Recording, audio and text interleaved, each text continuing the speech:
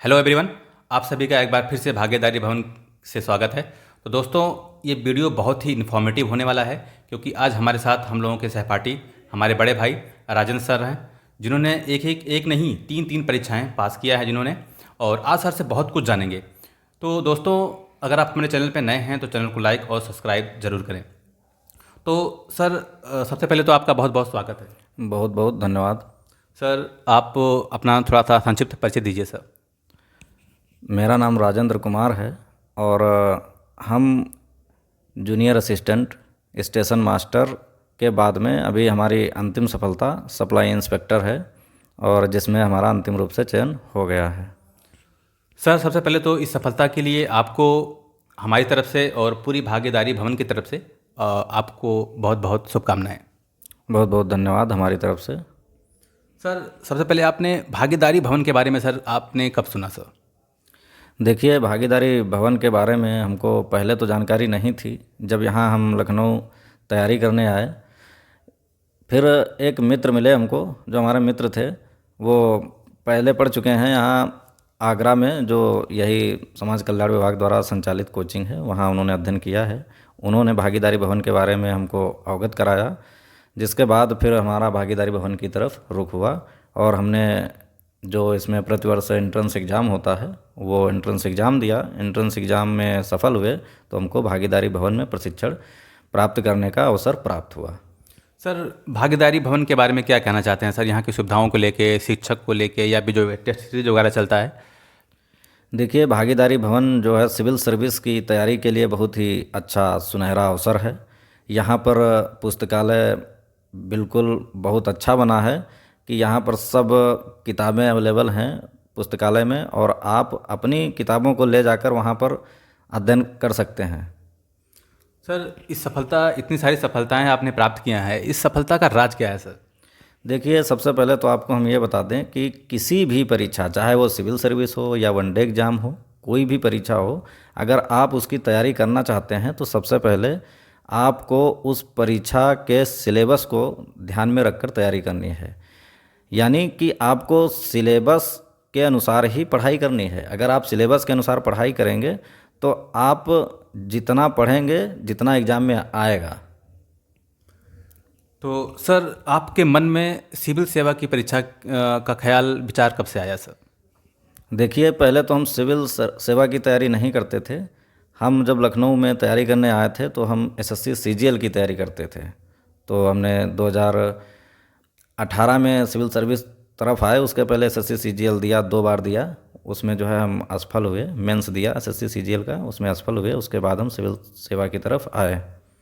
तो सर, आपने मतलब इस सिविल सेवा में किस ईयर से स्टार्ट किया आपने तैयारी सब पूरी तरीके से? हमने सिविल सेवा में तैयारी जो है 2020 से स्टार्ट की, और 2021 में पीसीएस मेंस लिखा, उसमें असफल हुए। इसके बाद 2022 का भी यूपी पीसीएस मेंस लिखा है, और समीक्षा अधिकारी मेंस भी दिया है। अच्छा, तो सर आपने पीसीएस प्री 2 बार आपने मेंस भी लिखा है, तो आप किताबें तो सर जानते ही हैं सब, तो बहुत सारी कुछ ऐसी किताबें बताइए सर जो बच्चों के लिए लाभदायक हो सर।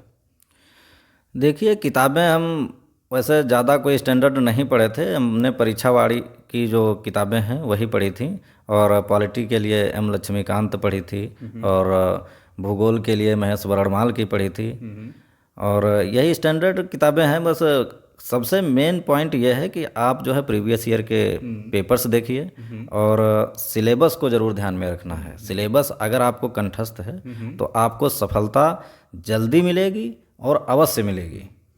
सर, बच्चों के मन में एक और बहुत बड़ा सवाल रहता है करंट अफेयर को लेके, कि कौन सी बुक फॉलो करें, कौन सी मैगजीन पढ़ें, तो उसके लिए क्या कहना चाहेंगे सर?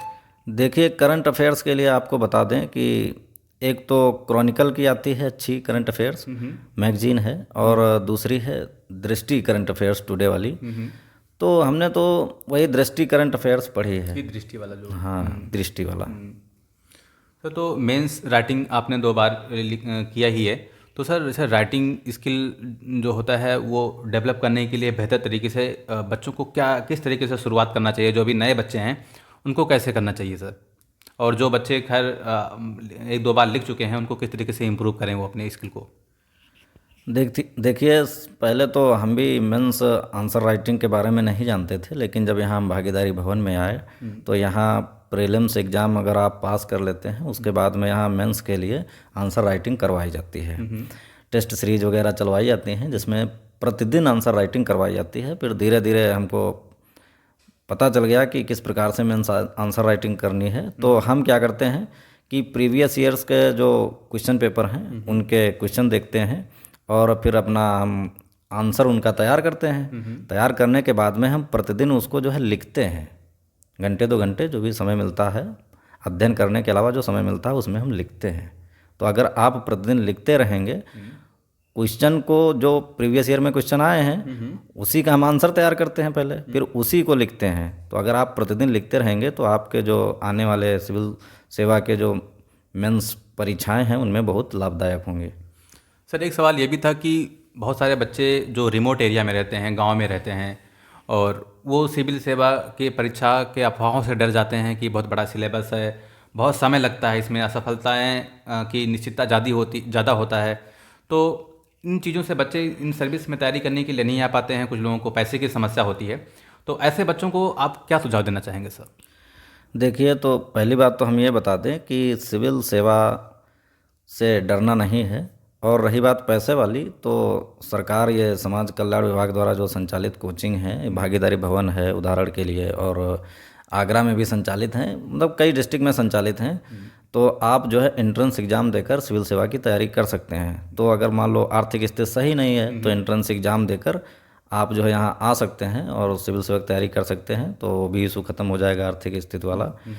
और बाकी कोई ज़्यादा बड़ा इशू नहीं है। सिलेबस वास्ट है, बस क्या है, सिलेबस को कंठस्थ करके और सिलेबस के अनुसार ही अगर अध्ययन करेंगे तो ज़्यादा दिक्कत नहीं होगी, सफलता ज़रूर मिलेगी।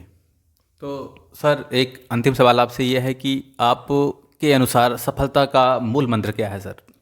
क्या मानते हैं कि सफलता ये है? देखिए, सफलता का मूल मंत्र हमारे अनुसार यही है कि अध्ययन में निरंतरता बहुत आवश्यक है। मतलब निरंतरता जरूर बनाए रखना है अध्ययन में। अध्ययन के दौरान आपको रिवीजन अवश्य करना है। मतलब अगर आप रिवीजन नहीं करते हैं और पढ़ते चले जा रहे हैं, कोई भी जैसे बुक पढ़ी एक बार, उसको पढ़ के छोड़ दिया, तो इससे क्या होता है कि आप कुछ समय बाद भूल जाएंगे। तो रिवीजन बहुत करना ज़रूरी है। मतलब अध्ययन में निरंतरता बहुत ज़रूरी है। अगर आप निरंतर पढ़ते रहेंगे, अध्ययन करते रहेंगे, तो आप भूलेंगे नहीं जल्दी। तो दोस्तों, मुझे लगता है कि आपके बहुत सारे प्रश्नों का हल हो गया होगा। इसके अलावा भी अगर कोई क्वेरी हो, कोई प्रश्न हो आपके मन में, तो हमें ज़रूर लिखें। जैसा कि आपको मैं बार बार अपने वीडियो में बताता हूं कि यहाँ भागीदारी भवन में अध्ययनरत जो प्रशिक्षु हैं वो बहुत ही अनुभवी हैं, और हम कोई भी क्वेश्चन करेंगे तो यहाँ की पूरी टीम मिल करके आपके प्रश्नों का जवाब ज़रूर देती है। और दोस्तों, हमारे इस चैनल को लाइक, सब्सक्राइब और शेयर ज़रूर करें, क्योंकि आपके सपोर्ट से जो है हमारे अंदर एक मोटिवेशन हमको मिलता है और हम आपके लिए काम करते हैं। तो सबसे पहले सर, अंत में आपको सर, आपने इतना बहुमूल्य समय दिया, आपको बहुत बहुत धन्यवाद सर। बहुत बहुत धन्यवाद। तो दोस्तों, इस वीडियो में इतना ही। फिर मिलते हैं एक नए वीडियो के साथ। तब तक के लिए धन्यवाद।